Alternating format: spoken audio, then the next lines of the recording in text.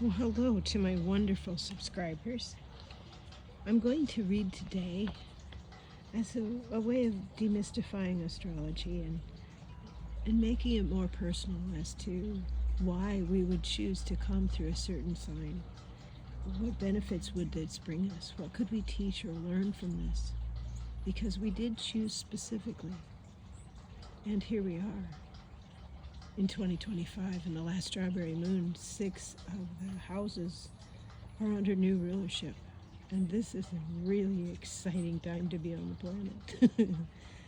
As we know, we are light workers and chose to be here to stand in our light, to make decisions from our higher hearts.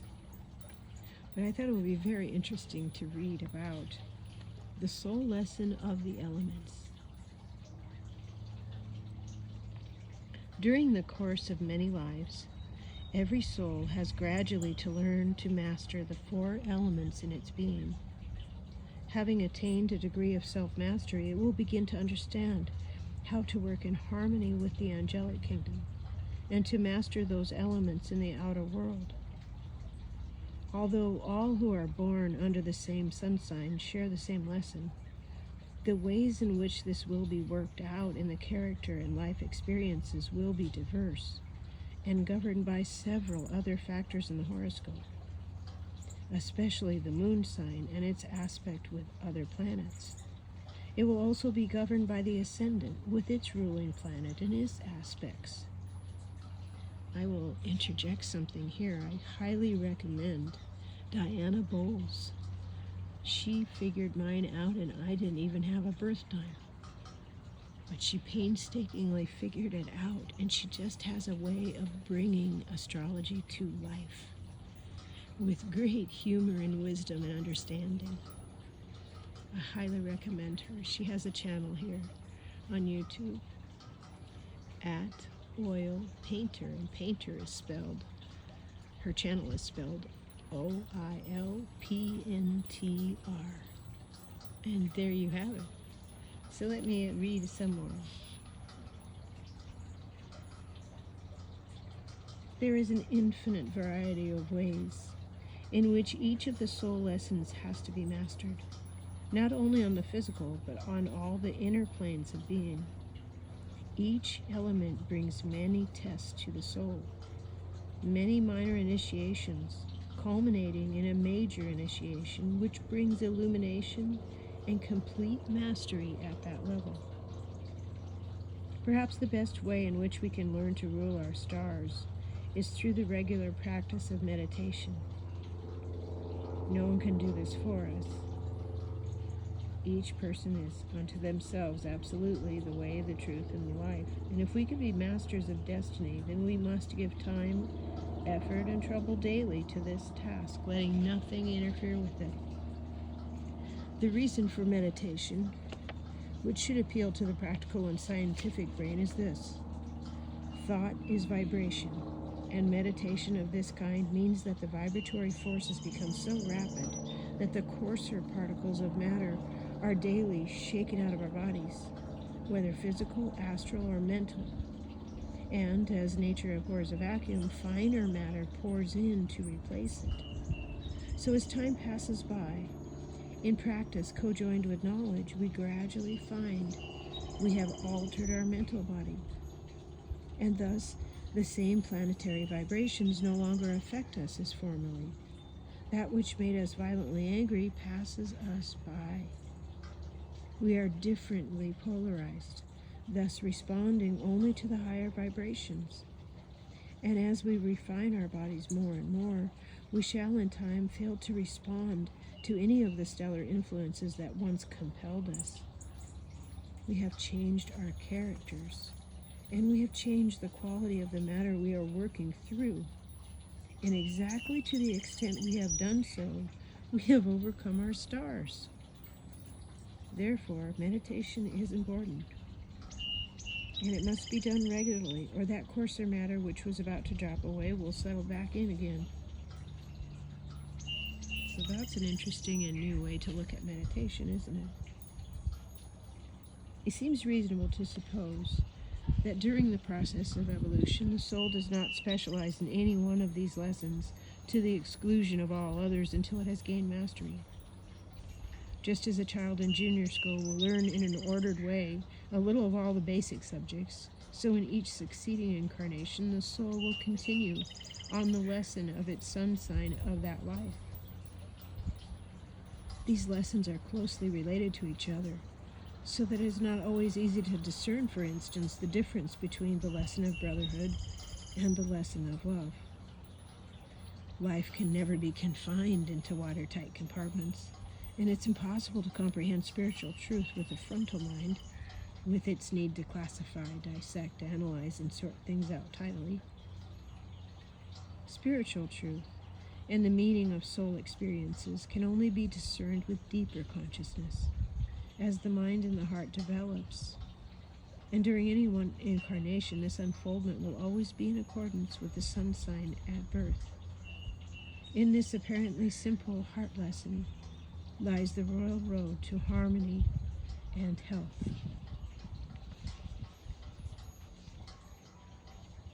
The element water. Water is a life-giving element. It creates, nourishes, and can destroy physical form, and is concerned with the soul of things, with the emotional and psychic aspect of our being, that part of us which senses and reflects and absorbs the impressions of the world around us.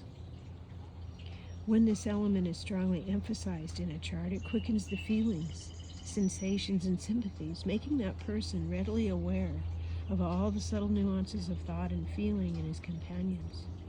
In fact, he tends unconsciously to reflect other people's thoughts and ideas, and finds it difficult to disentangle himself from them, or her. The decisions are motivated far more by feeling than by reason.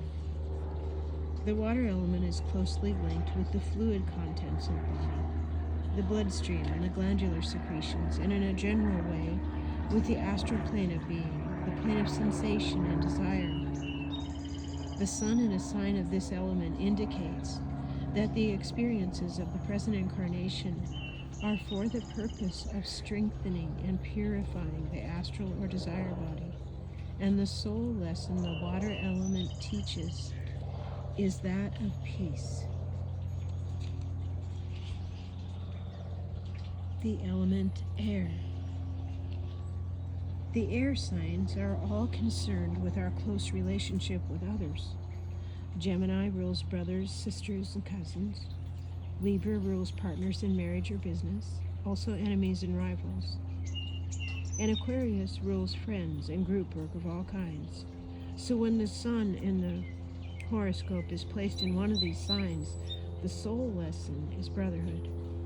Brotherhood in human relationships, leading to a wider understanding of the brotherhood of all life. While the water element stimulates the development and control of the emotions and psychic faculties, the air element stimulates and develops the mental vehicle so that the soul learns to reason and gradually to realize the creative power of thought. This element is concerned with the communication of ideas and ideals, with education through the arts and sciences. Each of the air signs, in its own particular way, teaches the soul to discriminate between the frontal or outer mind and the higher mind, which is so closely linked with the heart center. Gemini and Libra both have a certain duality in their outworking, while Aquarius appears to have two ruling planets, Saturn and on a higher octave, Uranus.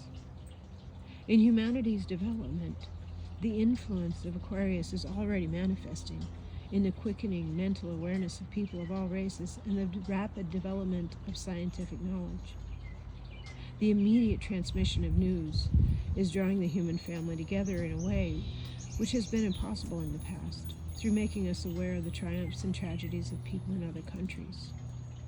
Because we can see and hear these things, our sympathies are aroused, and we become deeply concerned with the problems of people quite different from ourselves.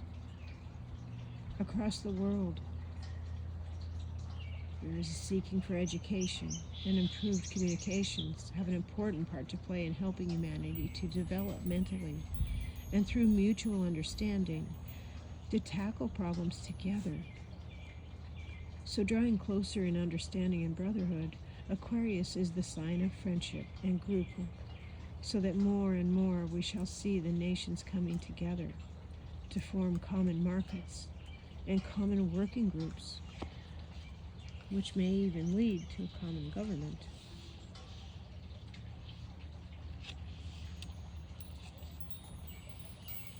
The element fire. When the sun is placed in one of the three fire signs, Aries, Leo, or Sagittarius, the soul has returned to the physical life to learn the lesson of love. Love, which is something quite different from the sensation and emotion connected with the water element.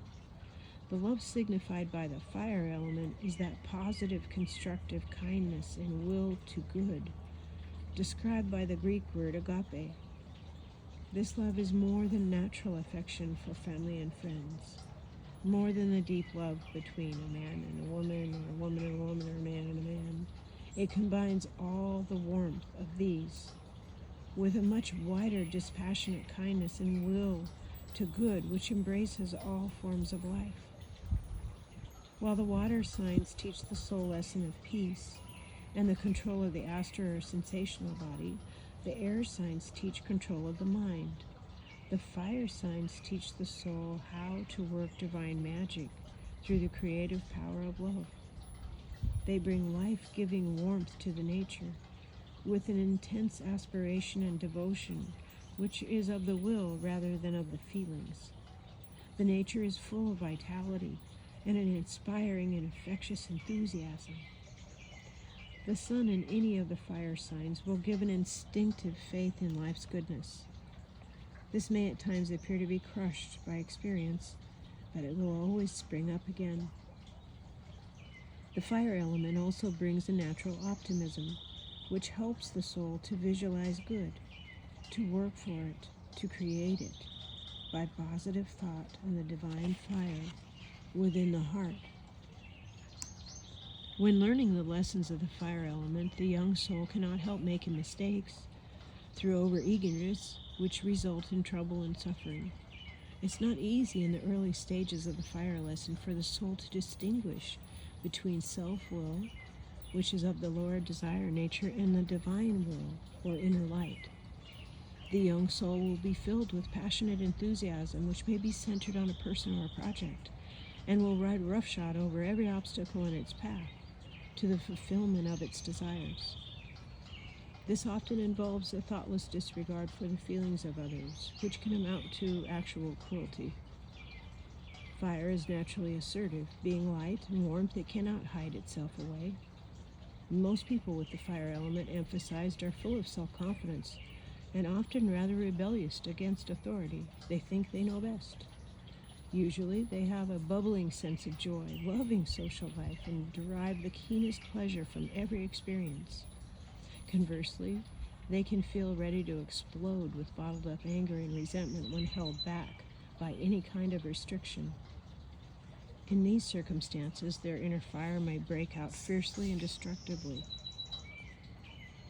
Although the fire element usually gives physical strength and vitality, we have to remember that the fiercer the fire, the more quickly it will burn itself out. When this element is strong and fierce in the nature, the excess of enthusiasm it engenders will often cause the soul to overdrive the body, which, becoming utterly exhausted, readily succumbs to not feeling well, often with a high fever or painful conditions, and through which the body is cleansed. This cleansing is very much a part of the lesson of the fire signs.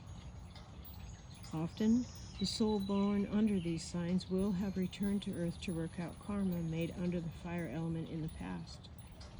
This may well be the karma of cruelty, brought about through anger and disregard for others' feelings. When the soul grows older and more experienced, with the inner fire transmuted into a loving will to do good, it may undertake an incarnation of cleansing, during which it has to endure the fires of suffering. Physical or emotional pain strengthens it and awakens within the soul the flame of divine love, which is the source of all healing. When the fire element in the soul burns as a clear, bright flame through a cleansed physical vehicle, such a soul becomes a natural healer, consoler, and inspirer of others. The soul which has endured the fires of suffering grows in inner strength, so that the inner light of divine love can be directed with great power. This soul now begins to understand the secrets of white magic. The element earth. The earth element is associated with the physical life, the earth body, and the practical side of existence generally. The spirit of man, in its long journey through matter, must learn how to manifest the glory of Creator, the perfect skill of the great architect of the universe on every plane of being. The physical, being the outermost and densest plane of existence, is naturally the essential testing and training ground where the spirit learns to transmute the physical atoms into a perfect and immortal soul temple. The transmutation of physical atoms so that the body remains untouched by age or death is the final initiation before mastership, and all who have set their feet on the path of spiritual unfoldment are working towards this goal. When the sun is passing through one of the earth signs, Taurus, Virgo, or Capricorn, it means that the special lesson of the soul during the present incarnation is that of service. By service on every plane of being, the soul grows in strength and mastery. All the earth signs and the houses of the horoscope linked with them are connected with the practical aspects of life, with property and finance, with labor and its reward, with health, with parents and social standing, with career and ambition. The soul incarnating in a physical body is subject to the physical laws of health and well-being. It needs food and shelter, which have to be earned in some way. It also feels an urge to create, to build, to fashion objects for ornament and use.